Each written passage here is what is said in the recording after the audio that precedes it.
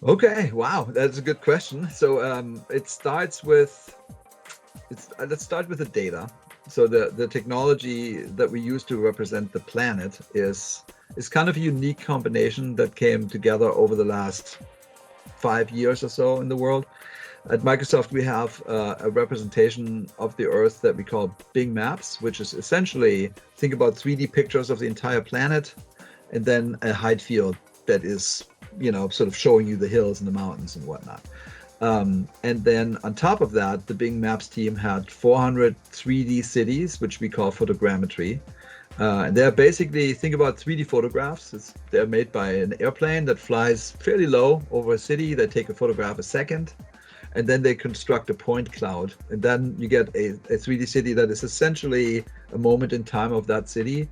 Oftentimes the resolution that we had was 7.5 centimeters, which is really good. So imagine you have a data point every 7.5 centimeters, and then you get cities like New York that basically look exactly like those cities. But then most of the planet, like 99.8% or so of the planet, don't have this type of 3D data. So we had to figure out a way to essentially procedurally generate the information that makes the planet look like what it really does. And what that means is you look at satellite images. So we have satellite images for everything, and you see the building outlines, for example, and the roof types, and you can see the streets. And out of that, we have a machine learning algorithm set that basically analyzes this data, understands what is a house, and then makes an outline and builds that house in 3D. And we make some assumptions how tall that house is. We see the color and type of the rooftop, so we basically construct a rooftop. And with that, we are essentially generating 1.5 billion houses all the time.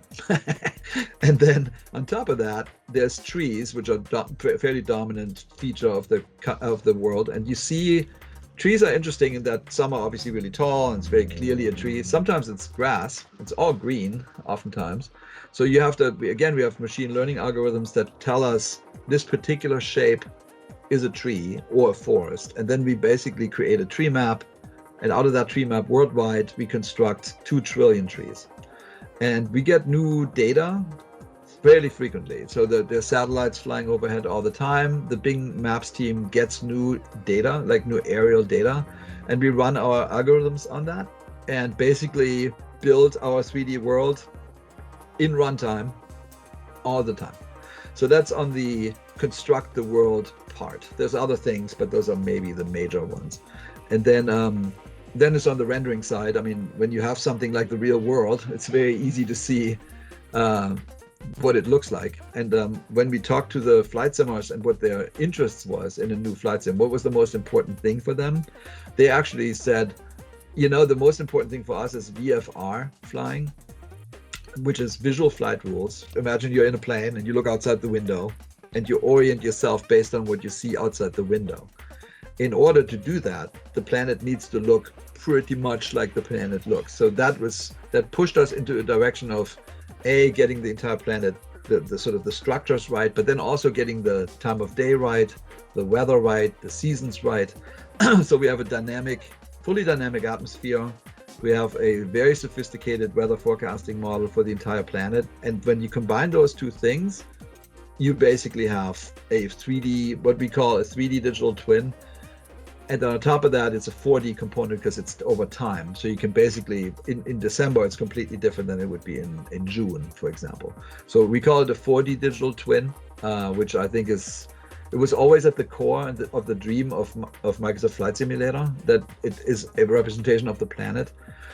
But the tech available now makes it really feel photorealistic. And I think that's super important, specifically to VFR flying.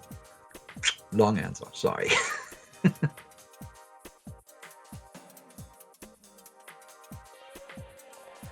Yeah, so the locations, it's opportunistic is what I would say. We look at what data is available. So it starts with Bing has companies that they partner with that fly on different parts of the planet in different times of the year. what you want to do when these companies go out with their planes, they do that at a time when there's no clouds. So typically not in the, certainly not in the Northern Hemisphere in the winter. So in the Northern Hemisphere, they tend to fly from March to September or so. And in the Southern Hemisphere, it's the exact reverse. So we get different data and different regions at different time of the year. And once we have that data, we do that process that I was just describing. Then on top of that, we are looking for, it's very important to get sort of the key landmarks right. So we need to buy 3D photogrammetry data, and that decides which cities we're going, which countries we're going next to. For example, I looked at Brazil, and I want to do Brazil. Beautiful country, it's an important country for aviation, and I'm currently on the lookout for 3D photogrammetry, meaning I would get Sao Paulo right, or like I would get Rio right, and I'd like meaning the full 3D set. And once I have that, then we pick what airports are we going to do, which ones are strategically important in order to be successfully flying around. Are there specific building types that are unique to that country? And imagine, like, for example, right now we're working on the France and Benelux update, and in that we when you think about Holland, anyways, you think of windmills. So we're like, okay, we need to have windmills, or we're not really Holland. Certain church towers are important, of certain shapes. They have also very specific ways they build their buildings. So we make those new building types before we go make a location. So the long story short is, we're going to go around the entire planet every 2.5 to 3 years. It's going to take us around that long. And we go to places when we have a data set that we think is great. So right now, we spent quite a bit of time. We just released something last week, which is called a simulation update 3, which focused on things like contrails, on planes. It's basically the exhaust, so what comes out on the wings. We focused on the navigation system. So we do some updates roughly every 3 months. We do an update that is focused on making the simulation even more detailed. And then the world updates, meaning we already did Japan, and then the United States, and then the UK and Ireland, and that's upcoming is France and Benelux, also every 3 months, and we're going to continue that. And then on top of that, there are some things that I unfortunately can't quite talk about yet, but there are some things that really celebrate aviation that you will see coming to the sim this year. And so can't say much more, but it's going to be cool. And then you'll see us make new planes just to explore different types of experiences. So you'll see, I mean, we're committed to doing a monthly update. And I think so far we've been doing that, and it's been really a fantastic relationship with the simmer community, because they give us tons and tons of feedback as we keep doing this.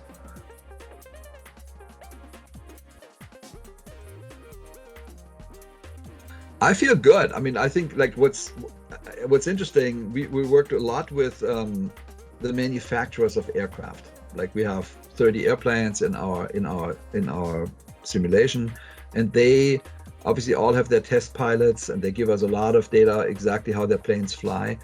And many of them say this is so close to reality that it's actually quite good for people to experience that flying in their particular plane in the flight sim. So it's not a training tool, because it's not intended to be a training tool, but you learn things that are critical to flying. So if people have any interest in flying at all, I think Microsoft Flight Simulator is actually a really good entry point to really understand what it is to fly, the procedures, and how an airplane works, and how the air works, really, because that's the place where the planes live, is in the air. So I think it's a great starting point, and we have all these stories as we worked on this product over the years. We think that almost half the pilots on the planet started with Flight Simulator. And they fell in love with aviation because of Flight Simulator, and then ultimately chose it as a profession. So the people that fly us, when we can fly again around the world, a lot of them actually are flight simmers, or started there at least. Well, so Brazil is one of those countries that I think is at the origin of flying. And I don't know if everybody knows this, but as the more research you do, Brazil was early on very key in the evolution of flight across the planet. And we want to really celebrate that. So we are absolutely determined to make a Brazil update. We don't know exactly when that's going to happen because we want to make sure we get it great.